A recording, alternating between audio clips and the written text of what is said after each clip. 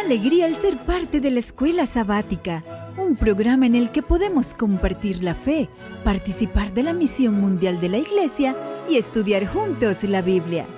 Hope Media Honduras te da la bienvenida a la Escuela Sabática.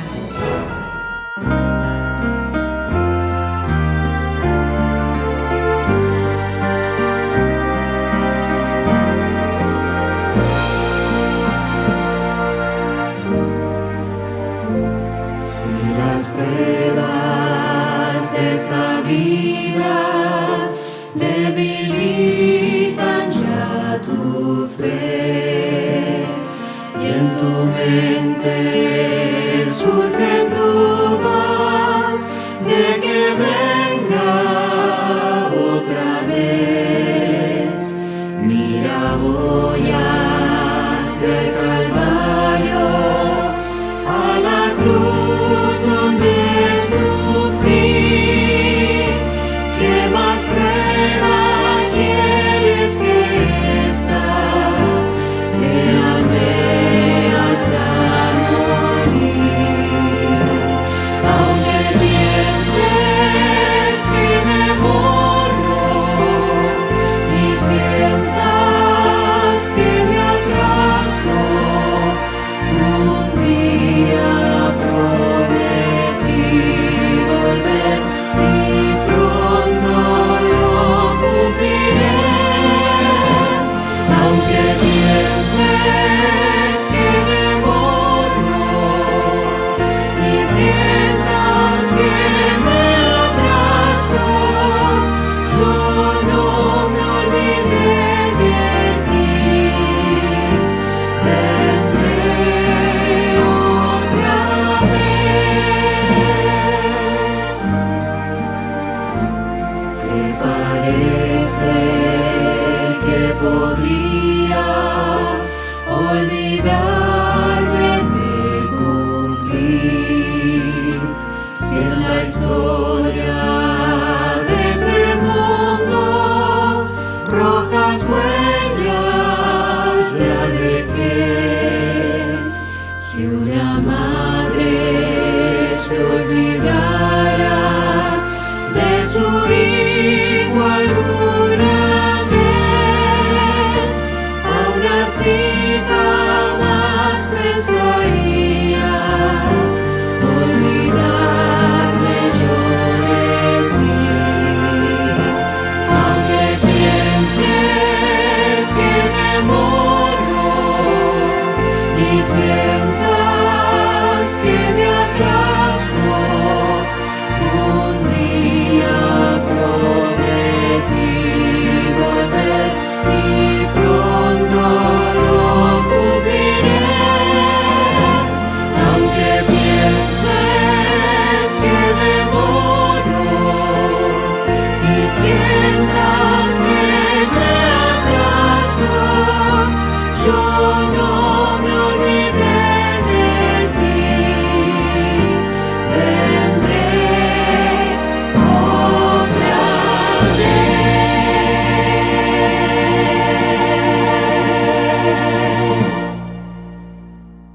Cuando Abu Gileh llegó a Umhlanga, no tenía familia, ni amigos, ni idea de dónde pertenecía. Recién había comenzado su primer empleo, lejos de su hogar, y la soledad era abrumadora. Estaba buscando no solo una iglesia, sino también un lugar donde sentirse realmente visualizada. Entonces, visitó la iglesia adventista Faro y todo cambió. Cuando llegué aquí, realmente me sentí como en casa, que me veían, y en este lugar encontré una calidez que nunca antes había experimentado y simplemente seguí viniendo. Abu Gileh escuchó por primera vez de la iglesia adventista en la universidad de alguien cercano a ella. Comenzó a asistir por curiosidad, pero cuando se mudó a Umhlanga, tuvo que encontrar por sí sola una nueva familia de fe. Normalmente soy alguien que viene a la iglesia y desaparece pronto, pero ellos no dejaron que me alejara. Realmente se interesa en quién eres como persona y experimenté eso, y eso realmente me tocó. En Faro, Abujilé encontró lo que buscaba, un lugar a donde pertenecer. Siguió asistiendo y su fe se profundizó. Realmente creció mi conocimiento de la palabra de Dios y sentí que este era el lugar correcto para crecer en lo personal. Una de las primeras personas que le dio la bienvenida fue Tabo, que vive en Umhlanga y entiende las necesidades de esta ciudad. Umhlanga es una ciudad de contrastes. Aquí viven personas adineradas y profesionales jóvenes, pero también familias que luchan a puertas cerradas. Bajo la superficie se esconden relaciones rotas, adicción y soledad. Todos los problemas sociales que descubrimos mientras investigamos se relacionan con la familia. Matrimonios rotos, violencia intrafamiliar. Hay aumento de consumo de drogas en el área. Como es una sociedad rica, la gente puede esconder estos problemas, pero todos impactan la vida familiar. Por eso, la Iglesia Adventista planea crear aquí un centro urbano de influencia, un lugar seguro donde la gente reciba aconsejamiento, apoyo familiar y un real sentido de pertenencia como el que Abujilé halló en la iglesia. Para que seamos capaces de hacer lo adecuado, necesitamos comprender las necesidades de la sociedad. Necesitamos saber qué necesita la gente. Necesita consejo, que, creo, es donde está nuestra oportunidad y es lo que nos gustaría hacer. Este centro será un lugar de esperanza, salud y transformación, donde todos de cualquier origen puedan encontrar respuestas a los problemas de la vida. La verdad es que todos necesitan a Jesús. Jesús es la respuesta. Con todos estos problemas en la sociedad, solo hay una solución permanente y creo que es entonces cuando la gente entiende a su Señor Jesús. La ofrenda del 13º sábado de este trimestre hará realidad esta visión.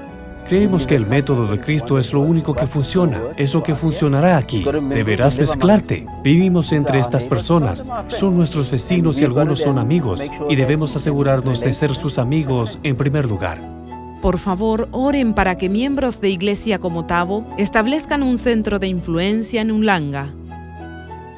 Gracias por su ofrenda del 13º sábado.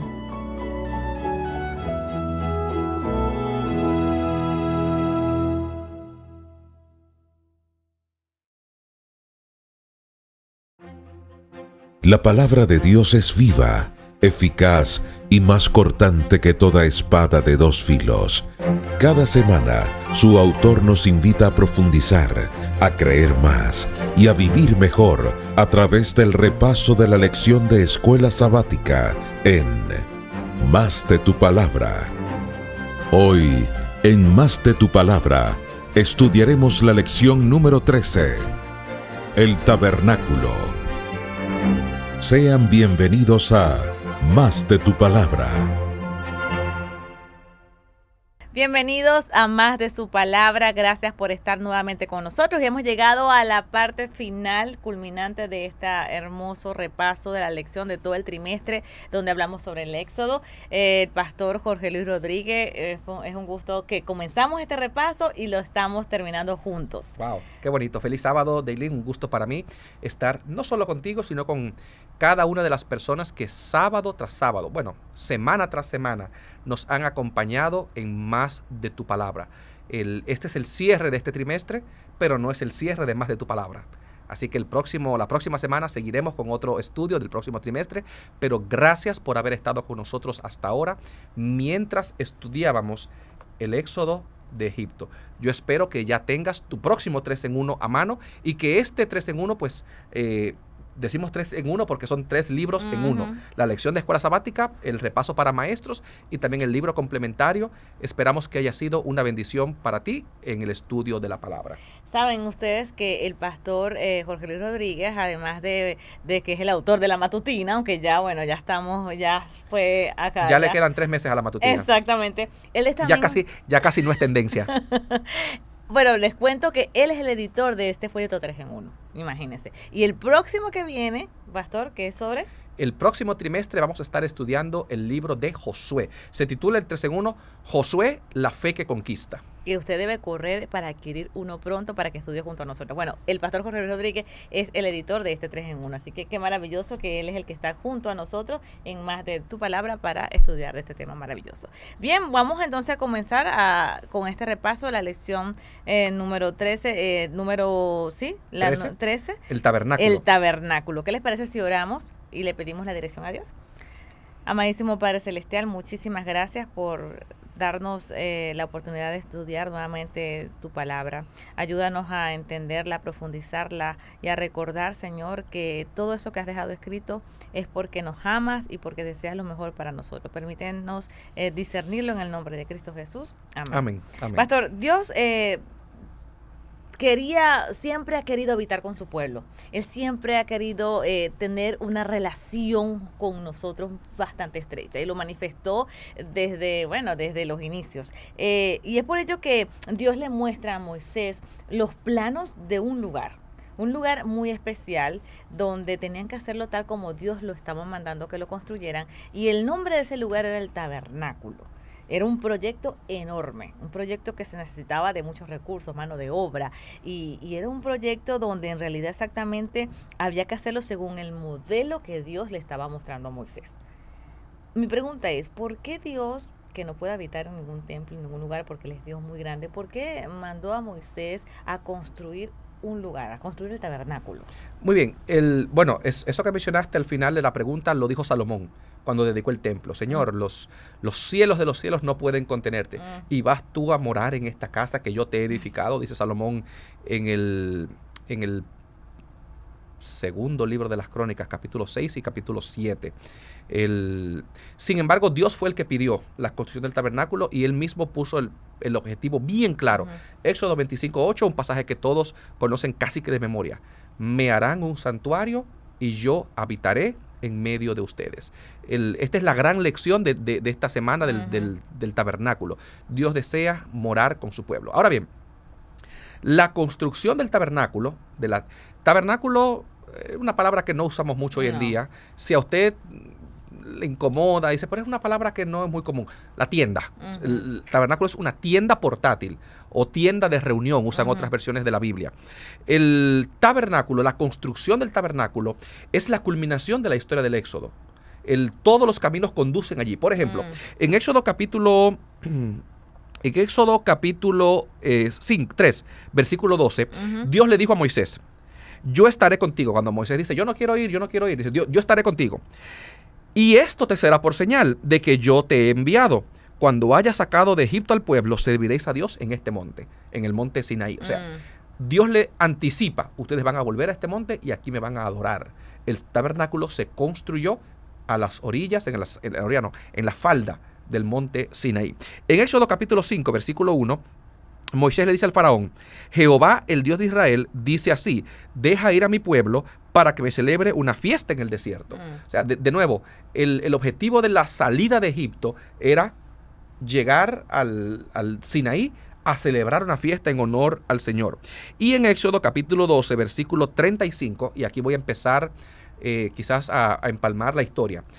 Dios le dice al pueblo, cuando ustedes salgan, vimos hace varias semanas ya en la lección número 5, la Pascua. Dios le dice al pueblo, pídanle a los egipcios joyas de oro y plata. En la 10ª plaga, el pueblo pide joyas de oro y plata y los egipcios se la dan. Y es una manera de retribución. Durante 400 años los israelitas habían trabajado por esclavitud. Ahora reciben el pago de su trabajo. O sea, Dios no solamente liberó a Israel, sino que les consiguió retroactivo el dinero que no recibieron por haber construido prácticamente todo Egipto. Pero ese dinero, ese oro, esa plata que los egipcios le dieron a los israelitas, en vez de usarla para sus propósitos egoístas, ¿sabes para qué usó el pueblo ese oro y esa plata y esas maderas preciosas y esas pieles? para construir el santuario. Sí, bien lo dice la palabra, me encanta porque se necesitaron donaciones y el pueblo fue muy generoso en entregar esas donaciones, porque dice la palabra de Dios en Éxodo 36:7, que el pueblo daba con tanta alegría, con tanta abundancia. Que Moisés tuvo que mandarlos a parar. Sí, que dijo, ya hasta aquí, no traigan más, el material es abundante para la obra y sobra.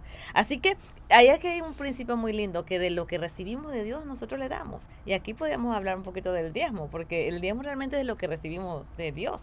Y esto prácticamente es lo que ellos hicieron, de lo que recibieron, fueron los que dieron las ofrendas. Bueno, como tú bien mencionas, no es el tema de la semana, pero muestra muy claramente cuál es el orden en el que funcionan las cosas en el reino de Dios. Muchas personas creen que yo le devuelvo a Dios de mis ingresos, que yo le doy diezmos, que yo le doy ofrendas, para que Él me bendiga. Y mucha gente, incluso predicadores, se paran en los púlpitos. Bueno, que si tú le das a Dios, Él te va a devolver. No, señor, no, Daylin, no es así. Yo no le doy a Dios para que Dios me dé. Yo le doy a Dios porque Él ya me dio. Exacto. David lo dice cuando le pasa el reino a Salomón. Le dice, él ora al Señor y dice, Señor, de lo recibido de tu mano, de eso te damos. O sea, cuando yo diezmo, cuando yo ofrendo, yo no estoy sembrando, que hay gente que usa esa palabra, sembrando dinero para cosechar. Yo estoy reconociendo que lo que yo he recibido, lo he recibido del Señor y le estoy devolviendo una parte de lo que ya Él me dio. Bueno, es que piénsalo de esta manera. ¿Qué viene primero?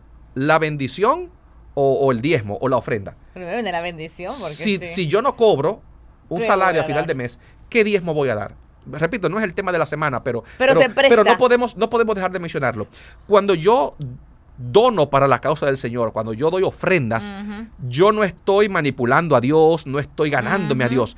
Yo simplemente estoy reconociendo lo abundantemente generoso que Dios ha sido conmigo y de toda esa generosidad que Dios ha manifestado hacia mi persona, devolviéndole una pequeña parte, porque curiosamente, Dios nunca va a estar en deuda conmigo, porque yo nunca voy a poderle dar más de lo que Él me ha dado a mí.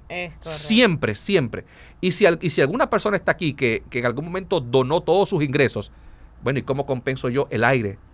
Los latidos de mi corazón, mi vida. O sea, yo no tengo cómo pagarle a Dios. Hay gente que cree que la ofrenda es pagar. No hay manera de que yo pueda. Me voy a emocionar, pero ese no es el tema. No es el tema. Pero no hay forma de yo pagarle a Dios todo lo que Él ha hecho conmigo. ¿Cómo podrían los israelitas pagar? Ya me emocioné, olvídate. ¿Sí? ¿Cómo podrían los israelitas pagar la liberación de Egipto?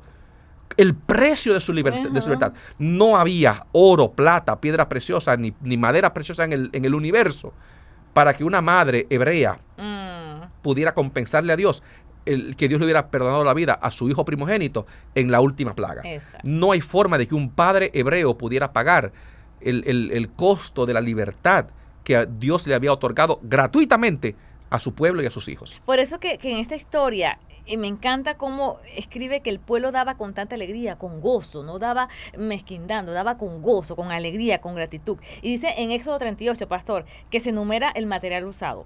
Dice que más o menos se usaron más de 1 tonelada de oro, alrededor de unos 3,75 toneladas de plata y alrededor de unos 2,5 toneladas de bronce para construir el tabernáculo. Ok, eso es con respecto a los materiales, pero también había la mano de obra.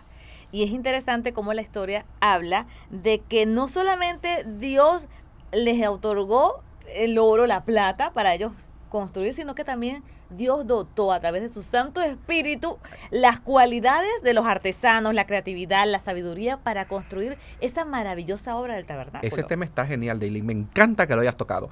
Fíjate esto. Éxodo capítulo 31, versículo 1 al 5.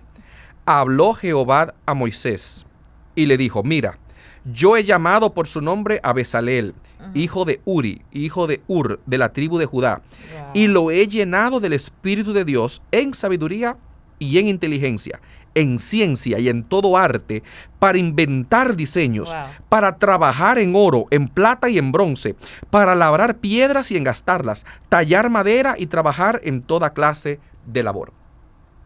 Como tú mencionas, Dios no solamente dio los planos, vamos a hablar de eso más adelante, no solamente dictó las órdenes de cómo debía edificarse el tabernáculo, sino que también capacitó a las personas que lo iban a construir. Pero me gusta un binomio, una dupla, una pareja de palabras que la Biblia utiliza. Dios dice, yo he escogido a Bezaleel, yo lo he llenado del Espíritu de Dios, ¿verdad que sí? En sabiduría y en inteligencia. Si yo me parara en tu casa, amigo que me estás viendo, o en el púlpito de tu iglesia, y yo digo, bueno, Dios desea llenarte de su espíritu, darte sabiduría y darte inteligencia. ¿Qué te llega a la mente? ¿Qué objetivo pudiera tener Dios hoy en día al llenar a una persona de su espíritu, de sabiduría y de inteligencia? Es también colocarlo para su obra, es también para llevar a cabo los propósitos eternos que Dios tiene para con cada uno de nosotros. Pero fíjate qué interesante, tú de inmediato te fuiste a los propósitos eternos, ¿verdad? Pero cada vez que se usa la combinación sabiduría e inteligencia, vuelve a aparecer en el segundo libro de los Reyes y las Crónicas, cuando Salomón contrata a Hiram, que aunque era de Tiro, pero era de la tribu de Dan, para construir el templo. También se utiliza cuando a Salomón Dios le dio sabiduría e inteligencia. Fíjate que las personas que Dios capacita con sabiduría e inteligencia, no solamente trabajaron en una obra eterna del más allá, trabajaron aquí. Exacto. O sea, Bezaleel recibió el Espíritu de Dios, sabiduría e inteligencia. ¿Sabes para qué? Dice aquí la Biblia. Para inventar diseños, para trabajar en oro, plata, bronce, para labrar piedras, engastarlas, tallar madera. ¿Cuándo fue la última? Posiblemente estoy hablando aquí para una persona ebanista, que trabaja la madera, que hace muebles de madera. ¿Cuándo fue la última vez que tú le pediste al Señor, Señor, dame tu espíritu, sabiduría e inteligencia para yo hacer una mecedora, para yo hacer una mesa, una silla, para yo tallar la madera?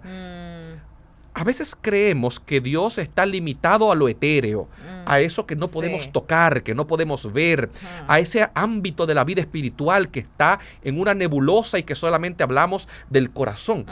Pero aquí Dios se muestra como un Dios sumamente práctico. Del día a día, de lo cotidiano. Un Dios que te da su espíritu para tus labores cotidianas. Posiblemente me esté escuchando un diseñador gráfico, quizás la persona que va a editar este programa o que va a poner aquí algún letrerito aquí debajo. Dios te da su espíritu para que tú tengas el arte para hacer eso. El arte de la vida es un don de Dios. O sea, yo no sé cuál es tu, amigo que me estás escuchando o viendo en esta hora, yo no sé cuál es tu función en el mundo, para qué tú te dedicas, pero a eso a lo que tú te dedicas, que quizás parezca de lo más cotidiano, de lo más mundano en el sentido bueno de la palabra, de lo más normal, Dios puede darte su espíritu para eso. Para manejar un vehículo pesado, si es lo que tú manejas, para enseñar en una escuela secundaria, si es lo que tú haces, para contabilidad. Incluso para tratar a las personas que se dedican a hacer atención al público. Yo conozco gente que necesita ese espíritu. Sabía que iba por allí, por eso te la lancé. Lo importante es que Dios nos dota hasta de esas habilidades, de esos conocimientos, de la creatividad, que no es por nuestra cuenta, todo eso viene de Él. Y mira, ¿sabes por qué el Señor dotó de su espíritu a Bezaleel? Hay un detalle que yo quisiera, y quizás los maestros esto les puede servir para su clase cuando estén preparando esta lección, si nos están utilizando para eso también. La construcción del tabernáculo es un reflejo del Edén. Es un reflejo del jardín del Edén. Fíjate que esto, bastante interesante. Voy a dar los versículos. Usted luego, quizás los podemos poner en pantalla, pero luego usted los puede buscar. En Génesis capítulo 1, cuando Dios creó la tierra y cuando Dios estableció el Edén, Dios habló 7 veces. Cada uno de los días de la creación comienza con un y dijo el Señor. Y dijo Dios, sea la luz. Y dijo Dios, haya expansión. Y dijo Dios, reúnase en un lugar las aguas y aparezca lo seco. Y dijo Dios, haya lumbreras. Hagamos al hombre. 7 veces Dios habla y al hablar crea el mundo. En el libro de Éxodo, 7 veces en el relato del tabernáculo aparece la expresión y dijo Dios. Éxodo 25:1, capítulo 25:1, 25:30, 25:11, 17, 22, 34 y Éxodo 31:1 y 12. 7 veces para dirigir no solamente los planos, sino toda la obra. Dios habla. 7 veces Dios habla. En segundo lugar, el tabernáculo estaba dividido en 3 partes. Estaba el atrio, el lugar santo Y el lugar y santísimo. Cuando tú lees Génesis capítulo 2, te das cuenta que la tierra estaba dividida en tres partes. Estaba el mundo afuera, estaba el Edén, pero dentro del Edén había un lugar especial, el centro del huerto, donde estaba el árbol del conocimiento del bien y del mal. Del Edén del centro salían 4 ríos. En el santuario había también una fuente de bronce que simbolizaba también una masa de agua. Correcto. Se menciona en Génesis capítulo 2 que había mucho oro abundante. Tú mencionaste cuánto era, 2 Casi toneladas. más de toneladas de oro más de una tonelada. en el santuario terrenal. Curiosamente, cuando Dios crea al ser humano, dice que Dios labra un huerto y colocó allí al ser humano para que lo labrara y lo cuidara. Esa palabrita, cuidara, en hebreo es el verbo shamar. O sea, Adán estaba llamado a cuidar el Edén. En Números, capítulo 18, versículo 13, Dios dice que los sacerdotes, los hijos de Leví, harán todo lo que tú ordenes y cuidarán, se usa la palabra shamar, todo el tabernáculo. De manera que los sacerdotes debían cuidar el tabernáculo, así como Adán debía cuidar el jardín del Edén. El santuario estaba decorado como un jardín. Había bordados de flores, de almendros, y había también, muy importante, el Edén estaba protegido por querubines. Cuando Dios expulsa al Edén, pone un querubín. En el santuario también había bordado en las cortinas imágenes de querubines, y en el arca del pacto había también 2 querubines que guardaban la presencia de Dios. Y por último, dice la Biblia que Dios plantó el Edén. ¿Sabes dónde lo plantó? Dice la Biblia. En Oriente. O sea, no se dice el lugar exacto, pero el Edén estaba orientado hacia el este. El tabernáculo, la puerta, daba hacia el este. De manera que en el tabernáculo, en la construcción del tabernáculo, Dios está tratando de llevar al hombre a esa experiencia paradisíaca del Edén, de volver a ese momento en el que Dios y el ser humano, el pecado rompió la comunicación entre Dios y nuestros primeros padres, Adán y Eva. Ahora Dios trata de volver a entablar esa comunión mediante sacerdotes, mediante mediadores, pero trata de volver a llevar al ser humano al Edén, de volver a decirle, vamos a volver a ese punto original en el que tú y yo podíamos hablar cara a cara, en el que podíamos, y por eso el santuario refleja el Edén. Es que es impresionante, se ve claramente, pastor. En el Edén, como usted lo dijo, Adán y Eva podían hablar cara a cara. Estaba la relación, era el lugar donde se reunían. Y en el santuario era lo mismo. En el santuario precisamente era un lugar para reunirse Dios con los humanos. Es correcto. No nos vamos a detener en los detalles, pero sí los voy a mencionar. Esos versículos, si usted quiere vislumbrar la creatividad al leerlo, usted va a ver allí cómo bordaban en oro, cortina con cortina, habla de los elementos como el arca, el aceite de la unción, el altar del holocausto, habla de los servicios, ¿no? Que ya lo hablamos en lecciones anteriores, los 2 servicios, lo que representaba cada ceremonia, pero realmente el punto culminante de la construcción del tabernáculo era la presencia de Dios. Antes de llegar a la presencia de Dios, porque quiero que guardemos, ese va a ser el postre. Vamos a guardar eso para el final, si tú me lo permites.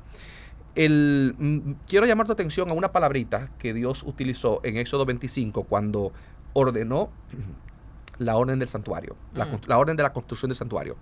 Dios le dice a Moisés, harás todo conforme al modelo. De manera que Dios, al mandar a construir, se guió, por así decirlo, por una especie de plano. El santuario no fue algo que Moisés inventó. Dios le mostró y le dijo, mira, esta es la distribución, esto. Y ya vimos hace unos momentos que el santuario obedece en cierto sentido al Edén, obedece a lo que había en el principio. Pero el libro de Hebreos, capítulo 8, el apóstol Pablo escribe, ahora bien, Hebreos 8, 1 y 2.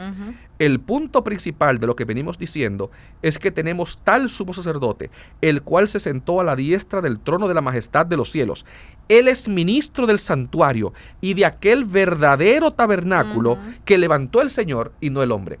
De manera que el santuario y sus servicios eran una reproducción en miniatura de un modelo mayor que dice Hebreos que se encuentra en el cielo y que Dios mismo levantó y que Dios mismo dirige.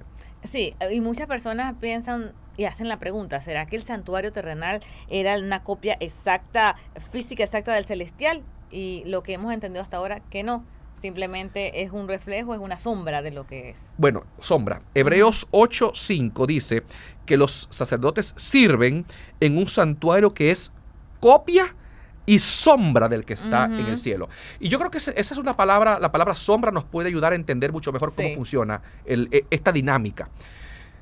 Una sombra depende incluso de la posición del ángulo, pero una sombra te puede dar lo más básico del contorno de una persona. Tú puedes ver, quizás en el mejor de los casos, si es hombre o mujer. Sí, por el cabello, porque se ve una forma. Quizás por las formas geométricas. Exacto. Pero no puedes ver más de ahí. Una sombra no te dice de qué color es el pelo, cómo tiene los ojos. No se puede ver en una sombra. De manera que yo cometo un error cuando yo como ser humano trato, de que el santuario celestial sea una copia del terrenal. Cuando la realidad es que el santuario que Moisés levantó era una copia del celestial. El celestial es mucho más grande, escapa nuestra imaginación, nuestra capacidad de comprensión. Y que lo interesante es que hay muchas cosas que el Señor todavía no nos ha revelado, pero precisamente Él nos deja como un reflejo porque Él más adelante nos lo va a hacer saber. Pero yo creo que la actitud más sana es recordar, apreciado hermano, que el de aquí es la copia. Yo no puedo usar la copia como modelo. El modelo estaba en el cielo. Exacto. El original está en el cielo. Exacto. Entonces yo tengo que cuidarme mucho de no tratar de buscar en el cielo una correspondencia uno a uno con lo que Moisés levantó aquí en la tierra. Ahora bien, el santuario en este pleno siglo XXI ya no existe, ya no está. El terrenal no. El terrenal. Sin embargo, cuando Cristo vino y habitó entre nosotros, la palabra de Dios coloca a Jesús como el santuario. Llegamos a mi parte favorita de libro. Yo hasta voy a cerrar mi Biblia. Éxodo 25:8 no solamente es una orden, Dios expresa un deseo profundo. Me harán un santuario y yo habitaré en medio de ellos. O para que yo pueda morar en medio de ellos. Dios no solamente mandó a construir el santuario, Él expresó su deseo de vivir, de morar en medio de su pueblo. De hecho, Números capítulo 2 dice que el pueblo estaba organizado alrededor del santuario. 3 tribus al norte, 3 al sur, 3 al este, 3 al oeste. O sea, Dios literalmente estaba en el centro de su pueblo. Desafortunadamente el pueblo nunca respondió como debía a esta presencia de Dios De hecho, lo voy a leer, el versículo de memoria, cuando se dedicó el templo, dice el versículo de memoria, entonces la nube cubrió la tienda de reunión y la gloria del Señor llenó el santuario. Exacto. Fíjate esto, Dios quiere habitar en nosotros, entre nosotros. Cuando se construye, la gloria de Dios llena el santuario. En el Evangelio de Juan, capítulo 1, versículo 14, dice el apóstol Juan, precioso ese versículo, y aquel verbo se hizo carne y habitó entre nosotros, y vimos su gloria, gloria como la del unigénito del Padre, lleno de gracia y de verdad. Y en griego, la palabra habitó entre nosotros es tabernaculó. Imagínate. O sea, el Señor en Cristo Jesús, Dios hizo su morada entre nosotros. En la persona de Jesús se cumplió a la perfección lo que el santuario nunca pudo realizar. Pero la historia no termina allí. Porque sí, es cierto, Jesús vino a la tierra y en Jesús tenemos a Emmanuel, Dios con nosotros. Es precioso. ¿Qué mejor manera de terminar este trimestre? Pero pastor, vamos más allá, porque cuando Él asciende, porque está preparando el lugar para nosotros, cuando todo esto acabe, que venga la nueva Jerusalén. Primero que todo, cuando Él asciende, Él dice, yo estoy con vosotros todos los días hasta el fin del mundo. En Mateo 28, Santo. Jesús prometió. Pero en Apocalipsis capítulo 21, versículos 3 y 4, ¿sabes cómo relata Juan la conclusión del gran conflicto cósmico entre el bien y el mal? Oí una gran voz del cielo que decía, el tabernáculo de Dios está ahora con los hombres. Él morará con ellos, ellos serán su pueblo y Dios mismo estará con ellos como su Dios. Enjugará Dios toda lágrima de los ojos de ellos y ya no habrá más muerte, ni habrá más llanto, ni clamor, ni dolor, porque las primeras cosas ya pasaron. O sea que vamos a habitar con esta presencia de Dios eternamente. El propósito de Dios siempre ha sido morar contigo. En Jesús se logró y se va a llevar a la perfección cuando Cristo venga, que el tabernáculo de Dios morará con ellos. Tú te has fijado que la Apocalipsis dice que en la Nueva Jerusalén no hay tabernáculo, ¿verdad? No hay tabernáculo. ¿Sabes por qué no hay tabernáculo? Porque la ciudad es el tabernáculo. En la Biblia solo hay 2 estructuras que son cubos perfectos. Cubo es una figura geométrica que mide lo mismo de largo, de ancho y de altura. Si tú lees las medidas del lugar santísimo, era un cubo perfecto. Y si lees las medidas de la Nueva Jerusalén, es un cubo perfecto. 12,000 estadios de largo, de ancho y de alto. De manera que no hay santuario en la ciudad, porque la ciudad completa es el santuario. Es la morada de Dios con la raza humana. Y si en la eternidad vamos a estar eternamente con la presencia de Dios, qué maravilloso es que desde hoy, desde aquí que estamos en la tierra, intentemos cultivar la presencia de Dios en nuestras vidas. Ay, amén. Qué lindo, Daylin. Culmina con eso, pastor. El Señor desea, apreciado amigo, apreciado hermano, el Señor desea morar contigo, habitar en tu corazón. Curiosamente, Pablo dice que somos templo del Espíritu Santo. El objetivo de Dios es llenarte a ti de Cristo, es que Cristo viva en tu interior. Amén. Amigo, amiga, abre tu corazón. Amén. Deja que el Señor more en tu vida y que la misma gloria de Dios que llenó esa tienda de campaña hace 3,000 años aquí en la tierra, esa misma gloria pueda llenar tu vida en esta hora. Amén. Que Dios pueda dirigir tus pasos y que todo lo que tú eres, que todo lo que tú toques, que cada ámbito de tu vida puede estar marcado por la gloria de Dios. Amén, que eso sea una regla de nuestra vida. Y antes de orar, les recordamos que la próxima semana comenzamos con el nuevo estudio que se titula Josué, la fe que conquista. Bueno, así que preparados para seguir estudiando más de su palabra. Ahora sí, pastor, ore por nosotros. Padre bueno que estás en el cielo, gracias. Porque a pesar de ser seres imperfectos, pecadores, malos, tú has decidido morar en medio de nosotros. Amén. Tú enviaste a tu Hijo para morar en nosotros. Amén. Que al finalizar esta lección, así como el tabernáculo y tu gloria reposando en el santuario, fueron la gran conclusión para el Éxodo.